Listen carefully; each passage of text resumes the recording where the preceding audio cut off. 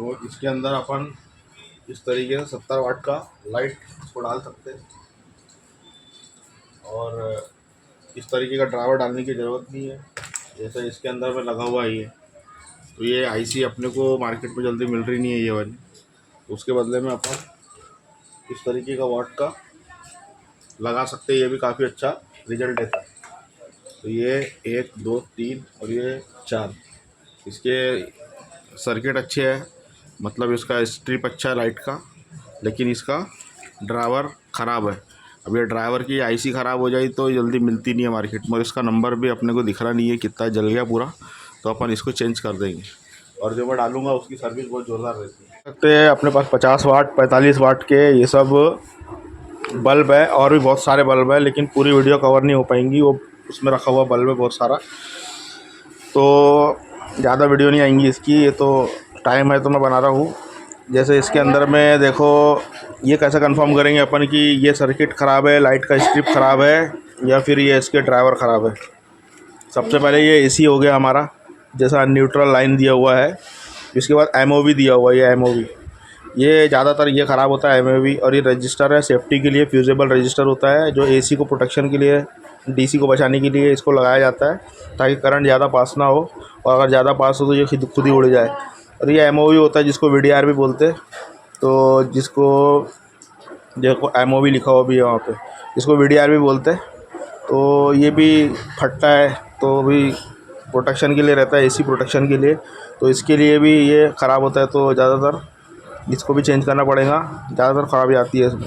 फिर हमारा करंट आगे गया तो ये देखो यहाँ पे एक 104 के का पीएफ लगा हुआ है, छोटा भी आता बड़ा भी आता है ये, और इसमें पोलराइजर नहीं रहता, प्लस माइनस कुछ नहीं होता इसके अंदर में, कैसे भी लगा सकते हैं इसको।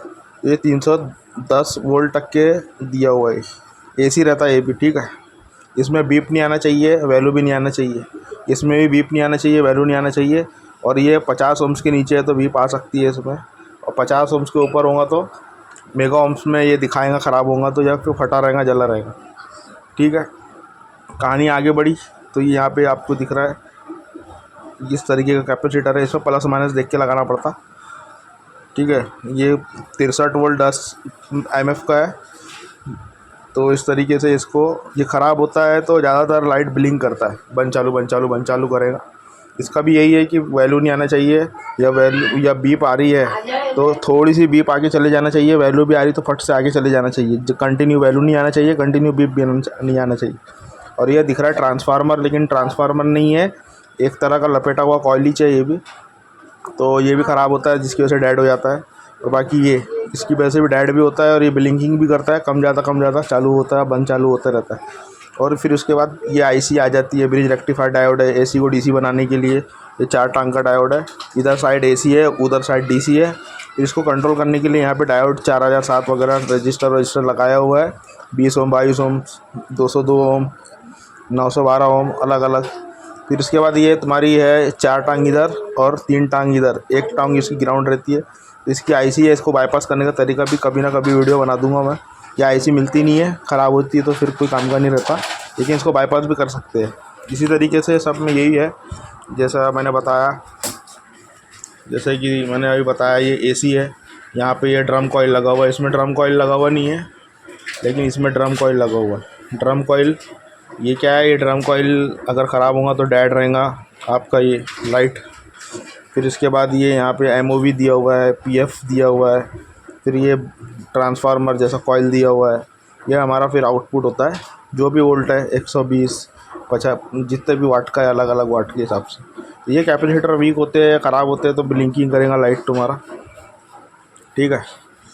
और फिर यहाँ पे भी देखिए 4 टांग का आईसी दिया हुआ है, और एक टांग जैसा कि जो चमक रहा है गोल गोल, ये इसका 1 नंबर पिन है। इसका पूरी डिटेल बताऊंगा, आईसी की पूरी पिनों की डिटेल बताऊंगा, बहुत लंबा वीडियो हो जाएगा नहीं तो ड्राई सोल्ड वगैरह होता है ज़्यादातर इसमें। फ्री एसी है, इधर का डीसी है, उधर का ब्रिज रेक्टिफायर। ये ब्रिज रेक्टिफायर हर किसी में साइज़ के हिसाब से मैच हो जाता है, जैसे कि ये भी ब्रिज रेक्टिफायर एक जैसा है, ये भी ब्रिज रेक्टिफायर एक जैसा है। इसी तरीके से ये भी है, ये हमारा छोटे वाला है ये। अलग अलग वाट के हिसाब से रहता है। मल्टीमीटर से देखना पड़ेगा आपको 200 DC पे रख के। ये छोटा सा इसमें प्रोटेक्शन दिया हुआ है, छोटा सा सर्किट है ये। जैसे कि मैंने बताया वही सब चीज़ें लगी है, लेकिन सामान कम ज़्यादा हो सकता है, प्रोटेक्शन का हिसाब रहता है इसके अंदर। और इसके बाद ये वाला बड़ा वाला लाइट का आ गया, इसमें ज़्यादा अच्छे से समझ में आएगा। ये आपका AC डिपार्टमेंट हो गया, ये दोनों प्रोटेक्शन के लिए लगा हुआ है ताकि जल्दी AC डायरेक्ट ना जाए। फिर उसके बाद यहाँ पे ये तुम्हारा रजिस्टर लगा हुआ है, फिर ये PF लगा हुआ है, ये MOV लगा हुआ है, फिर कर्नल फिल्टर के लिए कैपेसिटर लगा है, फिर ये तुम्हारी IC लगी हुई है। जैसे कि ये बताया मैंने आपको, जो पीछे में IC दिखाया, ठीक है, जो पीछे में IC दिखाया मैंने, ये वेरी रेक्टिफायर यहाँ पे इन लोगों ने प्रोटेक्शन के लिए ये भर दिया इसमें। फिर ये मॉसफेट के जैसा ये दिया हुआ है यहाँ पे Q1, नंबर में दिखा नहीं सकता क्योंकि उसमें प्लेट लगी हुई है, तो ये ज़्यादा लोड के लिए लगाया जाता है इसको। और उसके बाद फिर DC से आउट होता है ये। तो इस तरीके से ये ऐसा सर्किट काम करता है। अब ये हम देखेंगे इसके अंदर में क्या दिक्कत है।